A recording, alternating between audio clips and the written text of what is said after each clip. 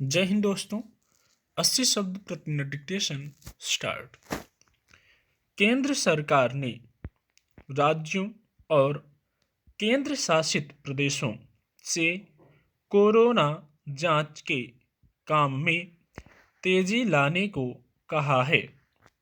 सरकार की चिंता इसलिए बढ़ी है कि कुछ दिन पहले तक जहां संक्रमण के मामलों में तेजी बनी हुई थी, वहीं अचानक मामलों में कमी आती दिखने लगी। ऐसे में सवाल उठना लाजिमी है कि मामले अचानक कैसे कम होने लगे। फिर कई राज्यों ने जांच के काम में जैसी शिथिलता बरती और लापरवाही दिखाई, वह भी कम चिंताजनक नहीं है। ऐसी भी खबरें हैं कि कई राज्यों ने अपने यहाँ जांच केंद्र ही बंद कर दिए। सवाल यह है कि अगर जांच ही नहीं होगी तो पता कैसे चलेगा कि कौन संक्रमण से ग्रस्त है और कौन नहीं। ऐसे में संक्रमण और फैलेगा। समस्या यह है कि जैसे ही लगने लगता है कि हालात काबू में आने लगे हैं, तो जांच का काम बंद कर दिया जाता है।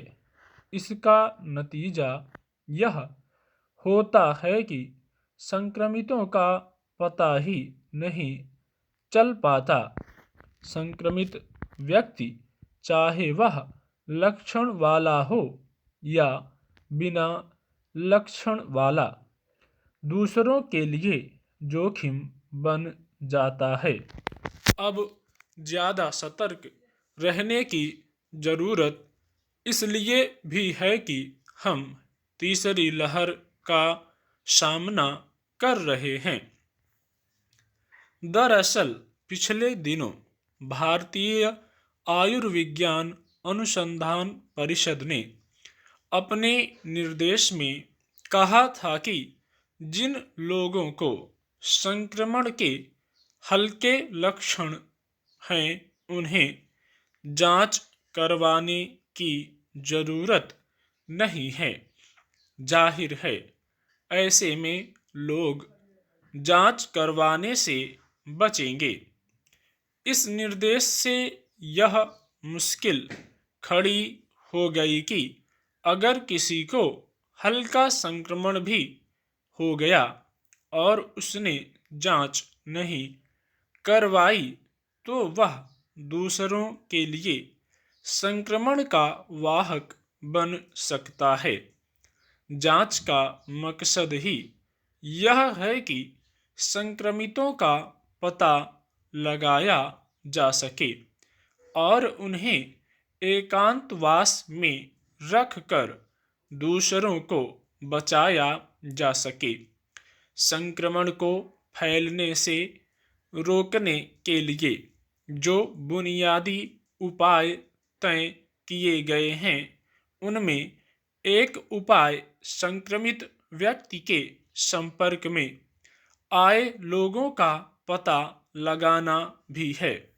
पर जब से जांच के काम को नज़रअंदाज किया जाने लगा, संक्रमण के मामले बढ़े हैं।